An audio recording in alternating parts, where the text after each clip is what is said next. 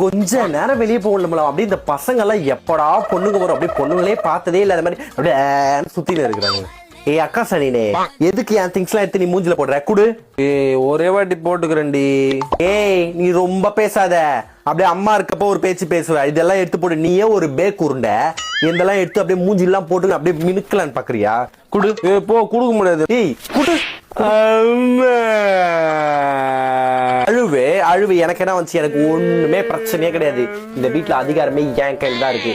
அம்மாவும் ஒண்ணும் கேட்க முடியாது, அப்பா செத்துட்டாரு, அதை விட்டுரு. அம்மா ஒண்ணு கேட்க முடியாது, யாரும் ஒண்ணும் கேட்க முடியாது. என்ன